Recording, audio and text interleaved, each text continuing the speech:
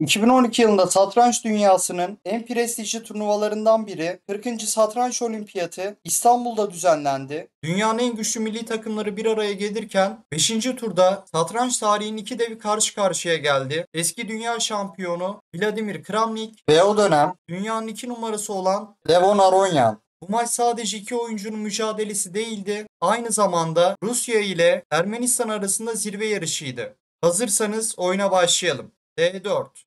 Merkeze piyon yerleştirdi. Filin çaprazını açtı.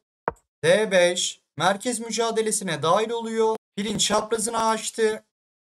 C4. Merkez D5 piyonla hücum ediyor. C6. Slav savunması D5'i destekledi. At C3. D5'e olan baskıyı artırıyor. At F6. D5'i destekledi. C alır D5. Gerilimi sonlandırıyor. C alır D5. C piyonları değişildi. Fil F4. E3 sürmeden önce fili piyon zincirinin dışına çıkartıyor. At C6. D4'e baskı uyguladı. Kramnik E3 hamlesiyle oyuna devam ediyor. D4'ü desteklerken F1 filinin çaprazını açıyor. A6. B5 karesini kontrol etti. Fil D3. E4 karesini kontrol ederken H7'ye bakış atıyor.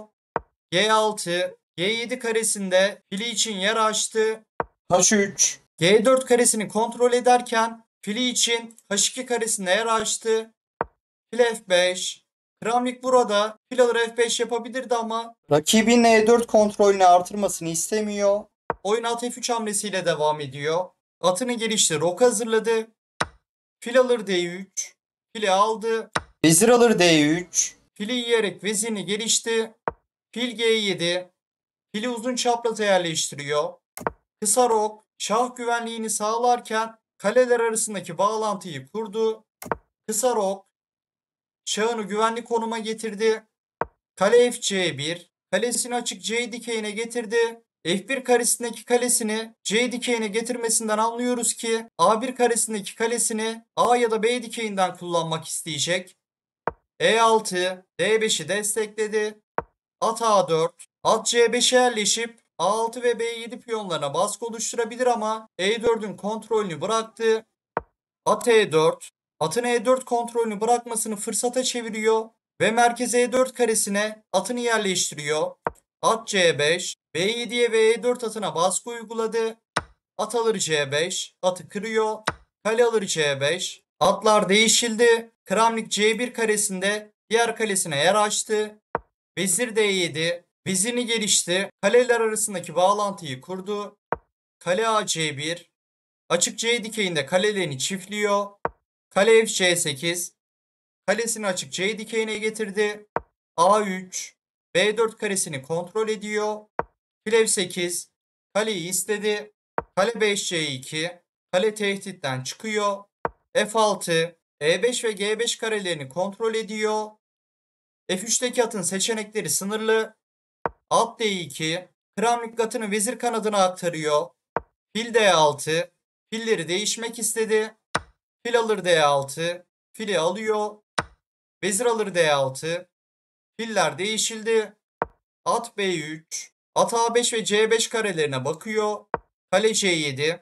C8 karesinde diğer kalesine yer açtı ama C6 atı açmaza girdi. At A5.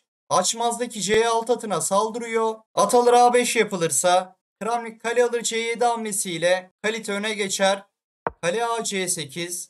C dikeyinde kalelerini çiftledi ve açmazdan çıktı. Kramnik'ten mükemmel bir at fedası geliyor. At alır B7 çift ünlem. At veziri istedi. Kale alır B7. At alıyor. A6 piyonu boşta kaldı. Vezir alır A6. Kramnik at karşılığında 2 piyon aldı. Artık A ve B dikeylerinde geçer piyonlara sahip. B7'deki kaleyi istedi. C6 atı 3 alet tarafından isteniyor. Kale B C7. Kale tehditten çıktı ve Aronyan C6 atını 3 aletle destekliyor. B4. Kramnik geçer piyonunu sürüyor. Bu konumda 6. yatay üzerinde açmaz var. Bu yüzden at hareket edemiyor. Kramnik'in tehdidi basit. B5 sürmek. Vezir D7. Açmazdan çıktı. Vezir B6. Bu sefer de C dikey üzerinde açmaz oluştu. C6 atı hareket ederse C7'deki kale 3 alet tarafından istek altında kalacak. Kramnik B5 sürmek istiyor. Vezir E8. At hareket ettikten sonra kale alır C7'nin veziri isteyerek gelmesini engelledi. B5. Açmazdaki atı istedi. At alır D4. Aronyan atını feda etti. Oyunu karıştırmak istedi. Kale alır C7. Kramnik kalite önde kaldı ama at E2. Şah kale çatalı attı. Şah H1. Şah istekten çıktı. At alır C1. Kaleyi alıyor. Aronyan at üstün kaldı. Kale alır C8. Kramnik kaleyi aldı. Oyunu sadeleştiriyor. Kramnik alet geride olmasına rağmen değişimlere girdi. Çünkü A ve B geçerliğine güveniyor. Vezir alır C8. Kaleler değişildi. Bu konumda Kramnik'e üstünlük veren tek hamle var. Vezir C6. Çatal attı. Veziri ve atı istedi. Peki bu vezir alınamaz mı? Aronyan vezir alır C6 yaparsa B alır C6'dan sonra Kramnik'in vezir terfi etmesini engelleyemez ve Kramnik oyunu kazanırdı. Kaldığımız yerden oyuna devam edelim. Vezir C6. Vezir D8. Vezir istekten çıktı. Mecburen atı bıraktı. Kramnik burada vezir alır C1 hamlesiyle atı alsaydı oyun yine kazançlı ama B6. Kramnik konumdaki en güçlü hamleyi yapıyor. Geçer piyonunu sürüyor. Şah F7. Şah 8. yataydan ayrıldı. Vezir C7. Çatal attı. Aronyan vezir alır C7 yaparsa B alır C7'den sonra Kramnik vezir terfi eder ve oyunu kazanır. Şah E8. Şah istekten çıkarken veziri korudu. Vezir A7. Kramnik B7 sürüşünü hazırladı. D4. Aronyan tuzak kuruyor. Bu konumda E alır D4 yapılırsa vezir alır D4. B6 piyonu açmaz alınır. Örnek bir devam yolu olarak vezir A8 şah. Şah E7. Kramnik bu konumda hamle tekrarıyla hat yapmak zorunda kalır. B7 sürüp oyunu kazanmaya çalışırsa Aronyan at E2 hamlesiyle mat ağı kurar ve oyunu kazanırdı. Nerede kalmıştık? D4. Kramnik B7 hamlesiyle oyuna devam ediyor ve Aronyan oyunu terk ediyor.